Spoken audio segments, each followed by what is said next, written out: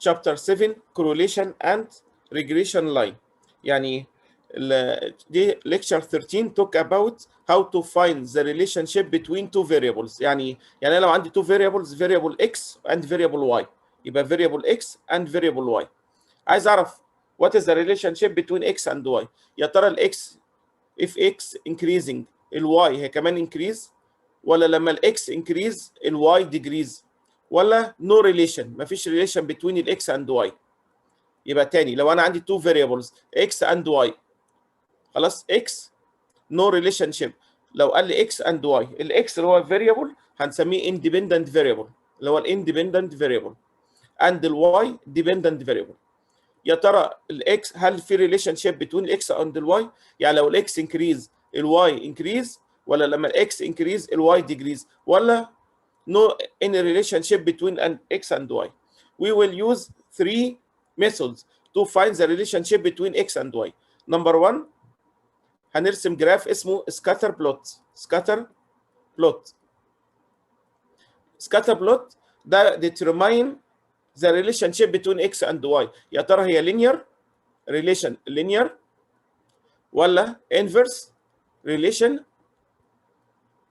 ولا no relation عندنا.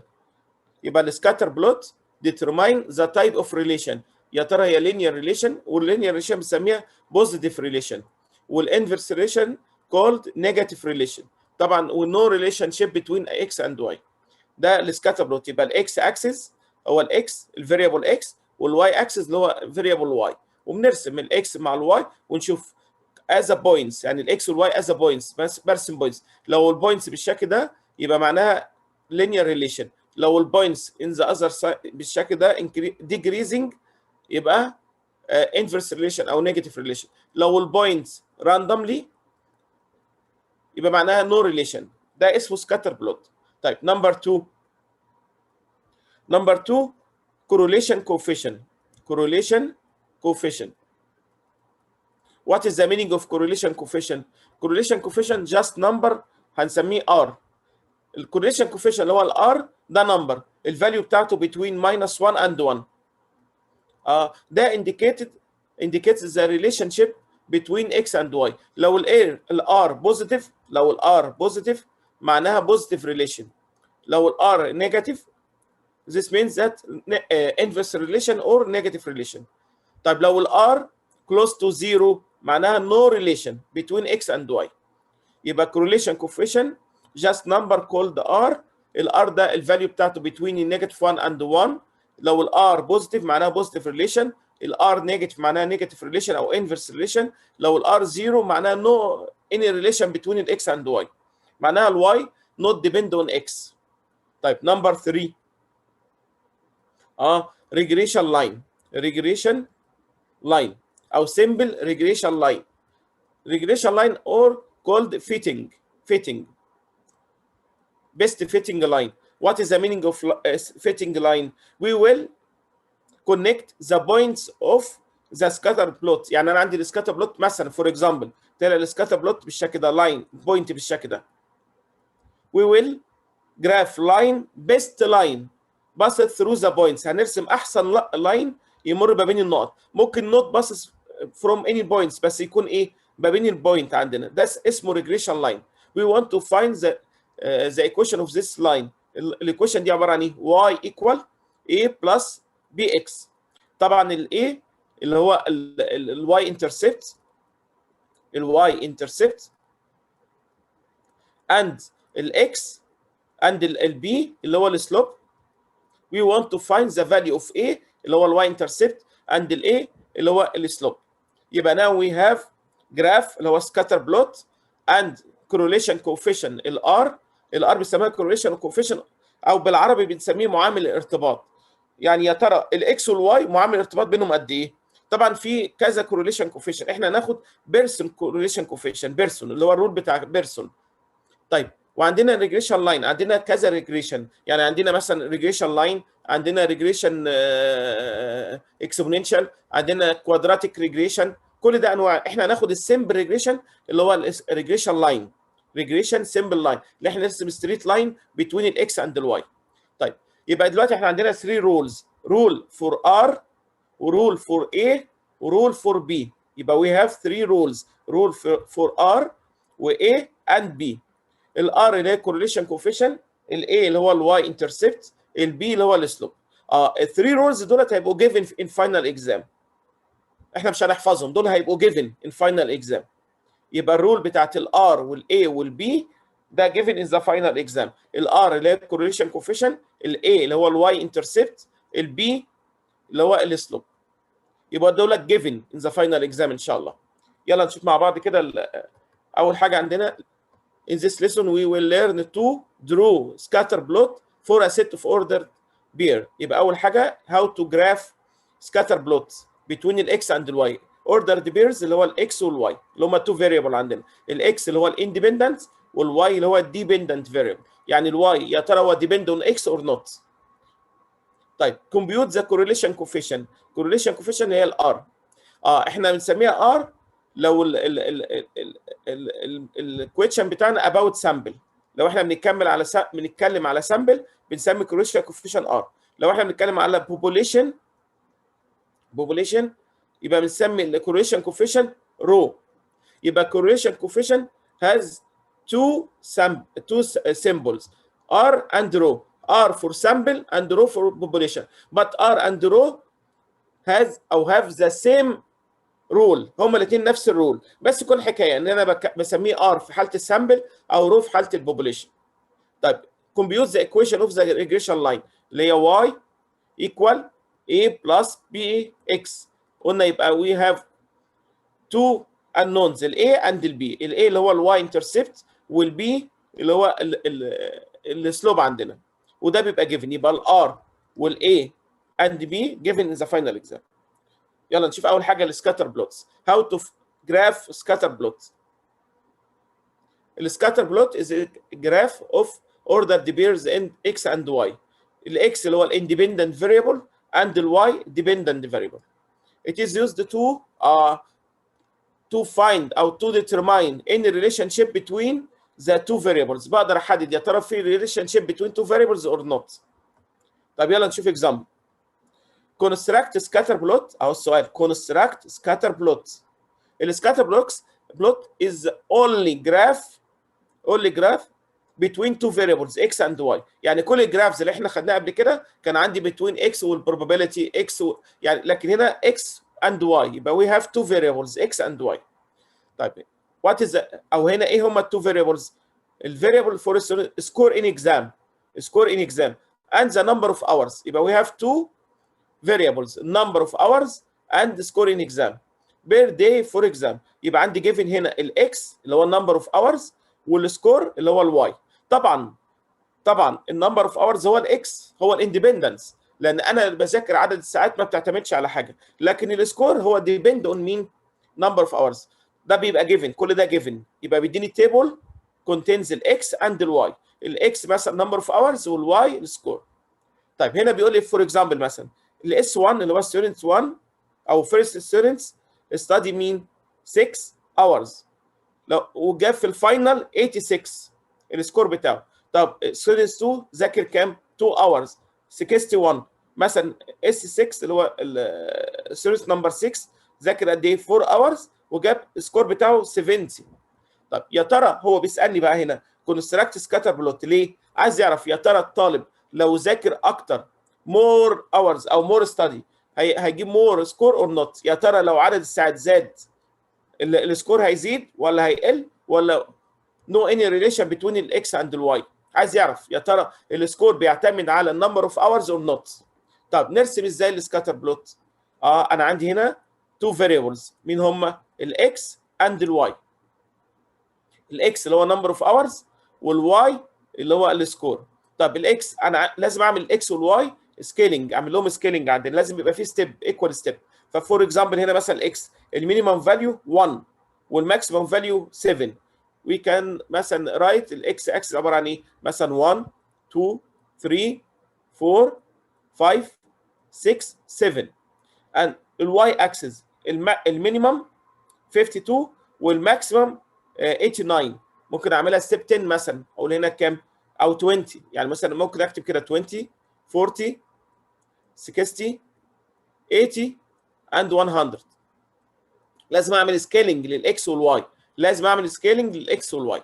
يلا الفيرست بير عندنا 6 و86، يبقى اكس ايكوال 6، الواي ايكوال 86. بوينت، اعمل بوينت، جاست بوينت. طيب 2 and 61، ادي 2 و61. 1 and 52. 7 and 89. 3 and 65. 3 and 65. 4 and 70. ده سكاتر بلوت، جاست بوينت، يبقى ده عباره عن بوينتس بس، هو ده اسمه without any connection between points, without columns، just point بالشكل ده اسمه سكاتر بلوت. we have how many points؟ 1 2 3 4 5 6.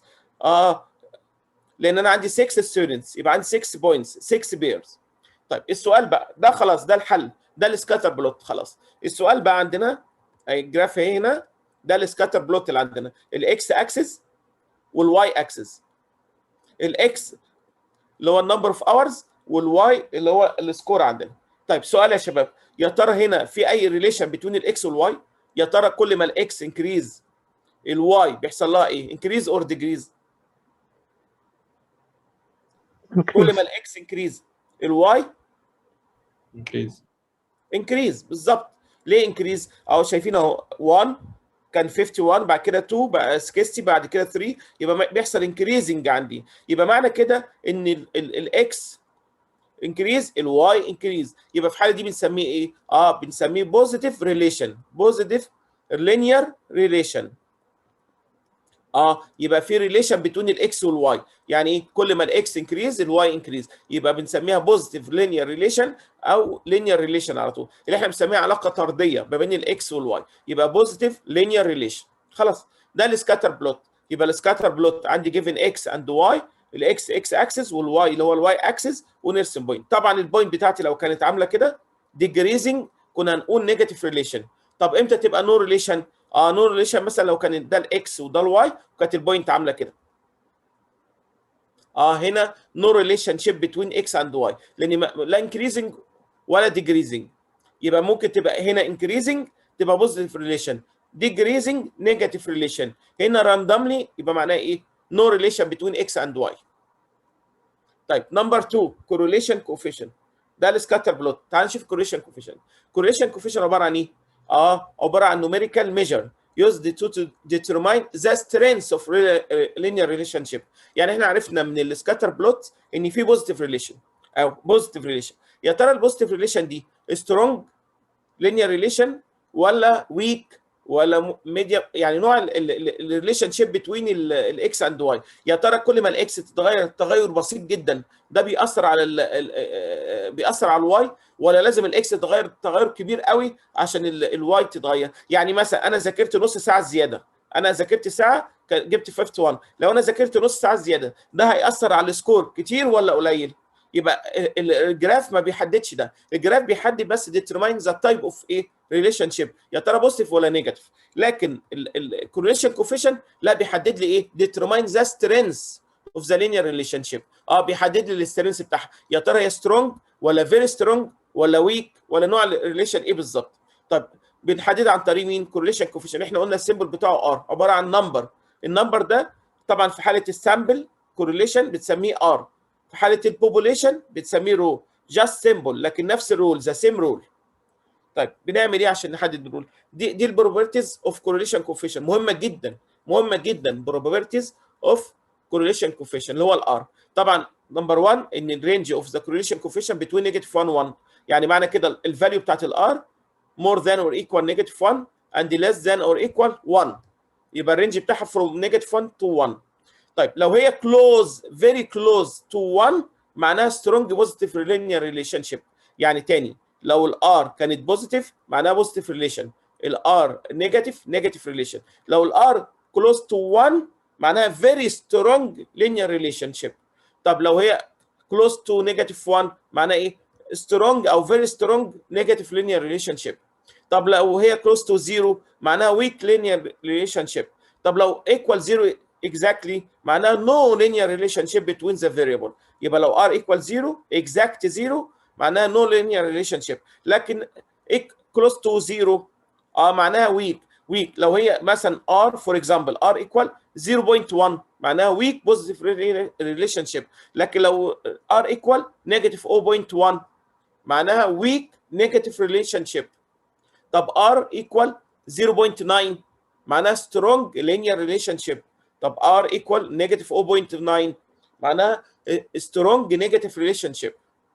طيب طبعا هنا بيقول لي ان strong relationship between x and y means that there is a strong linear relationship between x and y. بس ده معناه but it is not necessary means x causes y. ده مش معناه ان الاكس هي السبب في وجود الواي. يعني مثلا مش كل ما اذاكر بتاثر، يعني كل ما اذاكر اكتر مور ستادي يطلع لي مثلا ان انا اجيب درجات اكتر، بس ده مش معناه ان المذاكره لوحدها هي اللي بتجيب الدرجات او المذاكره لوحدها هي اللي بتسبب الدرجات. لا، ممكن يبقى في اسباب ثانيه. يعني وجود الاكس مش هو معناه وجود الواي، لا هو بيأثر على الواي لكن مش هو السبب الوحيد في وجود الواي. البروبرتيز دي مهمه جدا عندنا. طيب ايه او هنا بصوا ده الار بتوين نيجاتيف 1 اند 1 زي ما احنا شايفين. هنا الزيرو معناها ايه؟ نو ريليشن شيب. هنا مثلا فور اكزامبل من 0 لحد 0.3 او هنا مثلا اكزاكتلي 1. لو الار اكزاكتلي 1 معناها بوزيتيف سترونج او بيرفكت بوزيتيف ريليشن شيب. بتوين 0.7 لحد 0.99 سترونج. من 0.5 ل 0.69 مودريت. من 0.01 لحد 0.49 ويك. اكزاكتلي 0 معناها نو ريليشن شيب. طبعا ذا سيم فور نيجاتيف. نيجاتيف 1 معناها بيرفكت نيجاتيف لينير ريليشن شيب. من نيجاتيف 0.7 نيجاتيف 0.99 سترونج نيجاتيف اند سو اون. دي ريليشن between الاكس اند الواي using correlation coefficient. يبقى الار او correlation coefficient determine the strength of the relationship between x and y. دي بتحدد لي السترينث بتاعها. يلا نشوف مع بعض كده. يلا هنا مثلا هنا السكاتر بلوت. سكاتر بلوت هنا decreasing معناها نيجاتيف، بس ده نيجاتيف linear relationship. يبقى اكيد الار from scatter plot اكيد الار هتبقى نيجاتيف. اكيد الار هتبقى نيجاتيف. ليه؟ لان هو في الحاله دي as x increase y decrease. يبقى معنى كده decreasing يبقى الار equal negative relationship او الار equal negative. طب هنا increasing يبقى الار positive. in this case يبقى الار positive لان انا عندي دي يبقى معنى كده الساين اوف ار depend on مين؟ scatter plot زي ما انتم شايفين كده. طيب هنا no correlation يبقى معنى كده الار approximately كام؟ 0 لان زي ما انتم شايفين راندوم يعني not increasing or decreasing. طب هنا نفس الكلام الار approximately 0. ليه الار approximately 0؟ لان هنا مثلا كان increasing then decreasing يبقى الار equal 0. يبقى we have r equal negative معناه decreasing، r equal positive increasing randomly بالشكل ده يبقى r equal 0 or increasing then decreasing او العكس. ايوه معناه لو جالي كده decreasing بعد كده increasing then increasing يبقى الار equal 0. طيب مثلا لو we can determine approximately value of r depend on the scatter plot. اقدر اعمل approximately the value of r. يعني مثلا انا البوينتس بتاعتي بالشكل ده.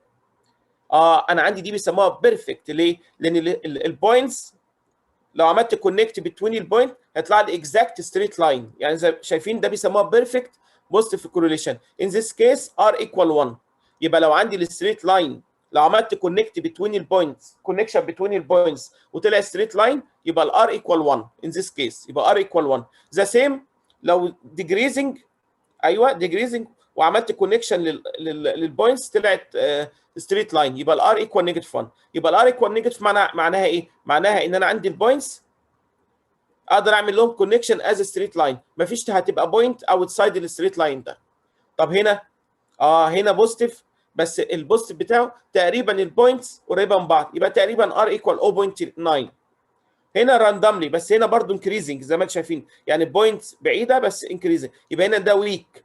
يبقى معنى كده الار ايكوال ابروكسيمتلي مثلا 0.3 0.2. هنا زي ما انتم شايفين راندوملي مفيش كونكشن بين البوينتس يبقى ار ايكوال 0. وممكن يبقى اللاين يعني ممكن ار ايكوال 0 برضو ازاي؟ لو البوينت عامله كده بالشكل ده معنى كده ان الواي نوت ديبند اون اكس يبقى في الحاله دي ايه؟ الار ايكوال 0. ذا سيم فور مين؟ نيجاتيف اهو، هنا ديجريزنج، البوينت ديجريزنج، بس ايه؟ مش على ستريت لاين واحد، فالار ابروكسيمتلي نيجاتيف 0.3 مثلا. هنا برضو نفس الحكايه، ديجريزنج وار ايكوال كام؟ ابروكسيمتلي نيجاتيف 0.8. يبقى الار كان بي اكسبكتد فروم ذا سكاتر بلوت، طبعا ابروكسيمتلي نوت اكزاكت فاليو اوف ار. طيب عايزين نحسب هنا مثلا، يلا معايا هنا، يلا بلوت 1. what is the value of r from this four values؟ لو جالي في التشويسز، يعني لو جالي ام سي كيو بلوت 1 ده approximately الار ايكوال، يا ترى نيجاتيف ولا بوزيتيف؟ يعني جراف 1 ده او بلوت 1 هنا الار بوزيتيف ولا نيجاتيف؟ بوزيتيف. بوزيتيف كام تقريبا approximately؟ يا ترى بوزيتيف 0.9 ولا 0.5؟ 0.5. بالظبط يا نايف 0.5. ليه 0.5؟ لان النقط زي ما انتم شايفين كلها مش على ستريت لاين واحد، فمعنى كده راندملي بالشكل ده فتبقى تقريبا 0.5. طيب بلوت 2 هنا نيجاتيف اور بوزيتيف؟ الار بوزيتيف ولا نيجاتيف؟ نيجاتيف. نيجاتيف. نيجاتيف كام؟ يا ترى نيجاتيف 70. 0.7 ولا نيجاتيف 0.99؟ 70. ايوه يبقى 0.7. ليه 0.7؟ نفس الفكره، هي ديجريزنج يبقى الار ايكوال نيجاتيف، بس الفاليو بتاعتها مش اكزاكت لان هم تقريبا مش على ستريت لاين، يبقى معنى كده الفاليو بتاعتها ايه؟ قليله. طب هنا لوت 3 ده بوزيتيف، ار ايكوال بوزيتيف كام تقريبا؟ بوزيتيف 0.9.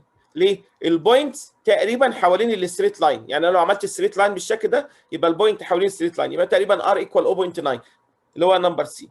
طب بلوت 4 بصوا ده نيجاتيف، ار ايكوال نيجاتيف، وبص تقريبا قريب قوي من النيجاتيف 1 تقريبا، لان البوينتس كلها تقريبا قريبه من الستريت لاين، يبقى تقريبا ايكوال كام؟ 0.99. يبقى هنا how to expect او predict the value of r corresponding to مين؟ ذا سكاتر بلوت عندنا. مهمه الفكره دي، يجيب لي جراف ويقول لي ايه؟ what is the approximately value of r، يبقى according to the graph we can expect او predict the value of r. طب هنا انا بعمل approximation للار، طب انا عايز اعمل exact value of r، ده الرول بتاعنا. ايوه ده الرول الصغير خالص ده، r equal n sum x y minus sum x times sum y.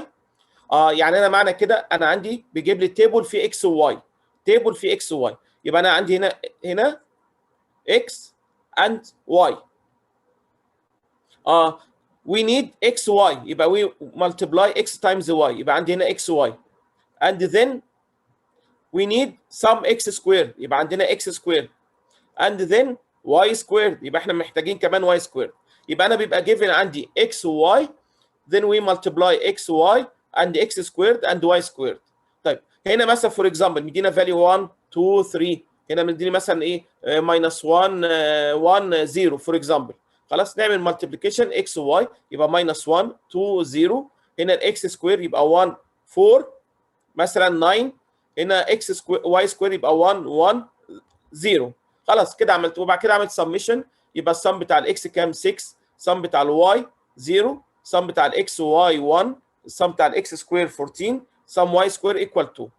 واعمل سبستيتيوشن فين؟ في الار، يبقى الار ايكوال الان. وات از ذا فاليو اوف ان؟ الان اللي هو نمبر اوف بوينتس 1 2 3، نمبر اوف بوينتس يبقى 3 تايمز سم اكس واي، انا عندي سم اكس واي ايكوال 1 يبقى تايمز 1 minus sum x equal 6 يبقى 6 times sum y equal 0 divided by square root n اللي هي ال 5 ال 3 times ال x sum x square equal 14 minus sum x اللي هو 6 square يبقى 6 square، كل ده times square root ال n اللي هي ال 5 times sum y squared اللي هي 4 لا اللي هي 2 minus sum y all square sum y اللي هو 0 يبقى 0 سكوير بس، واحسب الفاليو دي كام؟ يبقى ايكوال 3 divided by square root 3 times كام؟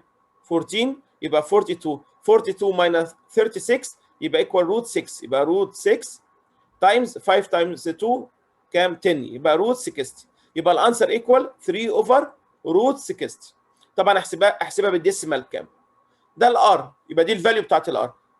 وزي ما احنا قلنا الار ماست بي بتوين نيجاتيف 1 1.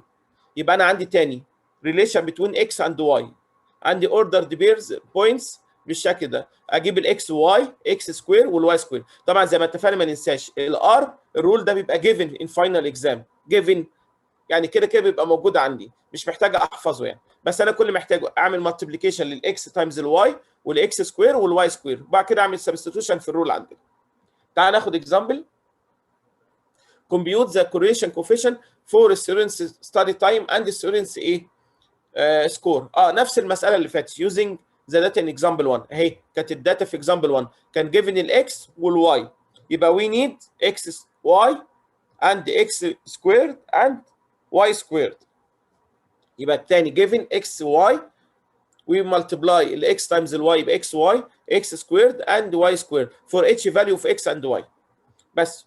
ويبقى عندي التوتال اعمل سم للاكس وللواي والاكس واي والاكس سكوير والواي سكوير، وبعد كده اعمل سبستيتيوشن في الرول. طيب نفتكر تاني الرول كان بيقول ايه؟ ان كان بيقول ايه؟ ار ايكوال ان sum اكس واي minus sum x sum y divided by square roots n sum x squared minus sum x all squared times n sum y squared minus sum y all squared. ده الروت بتاعنا. طبعا خلي بالك ممكن اعمل سكوير روت واحد بس للاثنين واعمل مالتيبليكيشن، اعمل تو براكتس بالشكل ده، او اعمل سكوير روت لكل واحد لوحده زي ما احنا شفنا هنا في الرول. يعني هي ممكن اشيل ده واعمل سكوير روت لكله واعمل ده مالتبلاي ده اللي جوه الرول، يعني اللي جوه السكوير روت اعمل لهم مالتيبليكيشن يبقى سكوير واحد بس للاثنين. ده الاثنين نفس الفكره يعني. يلا ده الار بالشكل ده. يلا نحسب مع بعض. هنعمل سبستيتيوشن بالان. الان هنا كام؟ هاو ماني بوينتس؟ عندنا كام بوينتس هنا؟ 1 2 3 4 5 6، يبقى 6 عندنا. يبقى سبستيتيوت الان باي 6. طب في سؤال مهم، انت ليه سميتها ار؟ ليه ما كتبتهاش رو مثلا؟ احنا قلنا الرو هو نفس القانون بتاع الار، هو الرو، بس الرو فور بوبوليشن والار فور سامبل. طبعا طبيعي بدل هم 6 ستودنتس بس، فانا بفترض ان هم ايه؟ سامبل. يعني انا دايما بفترض ان هم سامبل في الحاله دي، الا لو هو قال لي بوبوليشن. يعني هو لو قال لي ان ده البوبوليشن عندي او ده اول ستودنتس، في الحاله دي اسميها رو. لكن لو قال لي ما قاليش حاجه، خلاص بعتبر ان دول سامبل والار ايكوال على طول. بس نعمل سبستيتيوشن بالفاليوز. ادي هنا يبقى الان ايكوال 6 times sum x y minus sum x times sum y and so on. بعد كده اعمل اجيب الفاليو بتاعت الار. طلعت الار بكام؟ احنا اتفقنا بالله عليكم الار must be between negative 1 and 1 not more than 1 ولا less than negative 1، لا لازم تبقى between minus 1 and 1. طب هنا الفاليو طلعت كام؟ 0.994. صح مظبوطه. ليه مظبوطه؟ لان انتوا لو فاكرين كان الجراف بتوين اكس واي كان عامل ازاي؟ لو انتوا فاكرين كان الجراف بتاع السكاتر بلوت، لما جينا رسمنا السكاتر بلوت عندنا كان الجراف عامل ازاي؟ في اول اكزامبل خالص كان الرسمه بتاعتنا بالشكل ده، بالشكل ده. واحنا في الحاله دي قلنا هتطلع بوزيتيف. ليه؟ لان الريليشن عندنا انكريزنج، وتقريبا ممكن اوصل بينهم بلاين كده، يعني اللاين خفيف كده. يبقى معنى كده متوقع ان الار تبقى كلوز تو مين؟ كلوز تو 1. يبقى انا متوقع من الاول ان هي الحل بتاعنا يبقى كلوز تو 1. يبقى من الشكل احنا قلنا تقريبا الار هتبقى كلوز تو 1، كلوز تو 1 بوزيتيف 1. ليه؟ لان هو انكريزنج، وتقريبا البوينت ممكن اوصل بينهم قريب منهم لاين كده، ما عدا نقطه او نقطتين بعيد، يبقى معنى كده بقى قريب من ال1. عشان كده الحل بتاعنا طلع كام؟ 0.99. يبقى معنى كده الار لازم تبقى مناسبه، ساتسفايز مين؟ الجراف بتاعنا او البلوت بتاعنا لازم تبقى ساتسفايد ليه. ما ينفعش تبقى الار هنا تطلع بالنيجاتيف او تطلع 0.1 او 0.5، لا لازم تبقى قريبه جدا من الجراف بتاعنا. عشان كده الحل بتاعنا كام؟ 0.99. بس ده الار عندنا، ده الفاليو بتاعت الار. طبعا هنا الار is close to 1 therefore there is a positive strong linear relationship between الاكس اند الواي. يبقى دي معناها بوزيتيف سترونج لان هي كلوز تو 1 زي ما احنا اتفقنا من 0.7 لحد ال1 يبقى اسمها ايه؟ فيري سترونج او سترونج ريليشن شيب. 1 اكزاكتلي 1 بيرفكت، بيسموها بيرفكت لينير ريليشن شيب. طيب كده اتكلمنا على correlation coefficient and scatter plot. طيب last point او last rule اللي هو regression line. What is the meaning of regression line? regression line معناها ايه؟ معناها لو انا عندي جراف اللي هو السكاتر بلوت between x and y عباره عن بوينتس بالشكل ده. how to find او how to plot best line passes through the points. ازاي انا عايز اوصل البوينتس دي ببعضها؟ ما اقدرش، ما فيش لاين يقدر يوصل بينهم، فبشوف احسن لاين يمر ما بين النقط دي. ده بيسموه ريجريشن لاين او بنسميه فيتنج. فيتنج معناها ايه؟ معناها بوفق لاين او بجيب لاين ينفع يمر ما بين النقط. ممكن على فكره ما يمرش بولا نقطه، لكن does not pass through any points، بس المهم يكون ايه؟ افضل لاين يمر ما بين النقط. طبعا لو الار ايكوال 1 معناها البوينت كلها تبقى على نفس الستريت لاين، ساعتها الريجريشن لاين هيبقى باصص ثرو اول بوينتس. عشان كده الحاله الوحيده ان الريجريشن لاين باصص ثرو اول بوينتس في حالتين، في حاله الار ايكوال 1 والار ايكوال نيجاتيف 1. يعني الريجريشن لاين يمر بكل النقط بتاعت السكاتر بلوت ان تو كيسز، لو الار ايكوال 1 اند ار ايكوال نيجاتيف 1. غير كده لا، بيمر ما بين النقط، هيفوت نقطه. يعني نقطه بعيده بالشكل ده مش هيمر بيها اللاين. زي ايه؟ زي المساله اللي فاتت مثلا، لو لقيت طالب راح مذاكر 10 ساعات كتيره ومع ذلك جاب درجه قليله، ده هيبقى بره الفيتنج، هيبقى بره الريجريشن لاين، لان هو هيبقى مش منطقي بالنسبه للعلاقه اللي احنا عاملينها بين الاكس والواي. طب ازاي نجيب الريجريشن لاين؟ يبقى ده انا عندي الايكويشن بتاعته عباره عن ايه؟ y ايكوال a بلس bx. y على فكره بعمل الواي كده، يعني ساعات بكتب الواي هات بالشكل ده او واي داش بالشكل ده، الاثنين بمعنى واحد، ايكوال a بلس bx. اتفقنا قلنا الاي هي الواي انترسبت. يعني ايه واي انترسبت؟ يعني اللاين ده لو مشيته شويه كده يا ترى هيقطع الواي اكسس في انهي نقطه؟ يبقى النقطه دي اسمها ايه. يبقى تاني الواي انترسبت اللي هو الايه معناه ايه؟ لو عملت اللاين بتاعنا يا ترى هيعمل انترسكشن ويز واي اكسس ان اني بوينت، البوينت دي بتسموها ايه؟ ايه. طيب السلوب، السلوب اللي هو البي اللي هو الكوفيشن اوف اكس، المعامل بتاع الاكس. يبقى الكوفيشن اوف اكس هو البي اللي هو مين؟ السلوب عندنا. طيب we have two equation، one equation for b and for a. البي ايكوال بيبقى given، ايوه ده given في الفاينل اكزام. يبقى we have three rules in final exam given، R والA and الB. يلا الB equal n sum xy minus sum x sum y divided by n sum x squared minus sum x all squared. طب كويس، ما دي نفس الحاجات اللي موجوده عندي في الكورليشن كوفيشن، يعني نفس الحكايه. انا محتاج الاكس بيبقى given الاكس والواي عندي، يبقى انا محتاج الاكس واي ومحتاج الاكس سكوير. خلاص كده انا جبتهم لما جيت احسب الكورليشن كوفيشن. طيب وعندي البي اللي هو السلوب، عندي الاي. الاي وي هاف تو رولز فور اي. الاي ممكن استخدم تو رولز. الرول الاول اي ايكوال سم واي سم اكس سكويرد ماينس سم اكس واي ديفايدد باي ان سم اكس سكويرد ماينس سم اكس اول سكويرد. ده الرول بتاع مين؟ ده الرول بتاع الاي اللي هو بتاع الواي انترسبت. او استخدم الرول ده اسهل. ايه الرول ده؟ الاي ايكوال واي داش. فاكرين الواي داش او الواي بار؟ الواي بار هنا اللي هو مين؟ ايوه اللي هو المين بتاع الواي، الافرج بتاع الواي. يعني ايكوال سم واي ديفايدد باي ان. الواي بار هنا معناها مين؟ معناها المين اوف واي اللي هو الافرج اوف واي. يبقى ايكوال سم اوف واي ديفايدد باي ان ماينس البي خلاص اوريدي انا حسبتها بقت نون بالنسبه لنا، يبقى ماينس بي تايمز الاكس بار معناها المين او الافرج اوف اكس، يبقى ايكوال سم اكس ديفايدد باي ان. يبقى الاي ايكوال سم واي ديفايدد باي ان ماينس بي سم اكس ديفايدد باي ان. او واحد لو مش مطمن ان هو جاب البي صح وي كان يوز ايه ذيس رول، لان الرول هنا ما فيهوش بي. يعني براحتك لو انت متاكد ان البي صح استخدم البي ان ذيس رول اللي هو a ايكوال واي بار ماينس بي اكس بار. لو انا مش مطمن ان البي صح ممكن استخدم الرول ده عشان اجيب الاي. يبقى البي والاي given in the final exam. يلا نشوف اكزامبل. في نقطه مهمه طبعا. فاكرين لما احنا جينا رسمنا هنا ريليشن بين الاكس والواي، هنا ريليشن هنا في الحاله دي الار ايه؟ الار بوزيتيف لان انا عندي البوينت انكريزنج هنا، يبقى الار بوزيتيف. طيب اللاين ده السلوب بتاعه ايه؟ بوزيتيف ولا نيجاتيف؟ يعني الستريت لاين لو بالشكل ده انكريزنج السلوب بتاع اللاين بيبقى بوزيتيف ولا نيجاتيف؟ مش احنا فاكرين لما كنا في الماث، في ماث 1 لما خدنا السلوب بتاع اللاين، السلوب بتاع اللاين لو هو انكريزنج تبقى معناها الار ايه؟ بوزيتيف. طب لو هو انكريزنج يبقى في الحاله دي السلوب بوزيتيف يعني البي بوزيتيف. طيب لو هو ديكريزنج يعني عامل كده بالشكل ده، في الحاله دي تبقى الار نيجاتيف، صح؟ اللي هو الكورليشن كوفيشنت نيجاتيف لان هو ديكريزنج، وفي نفس الوقت السلوب بتاعي ايه؟ نيجاتيف.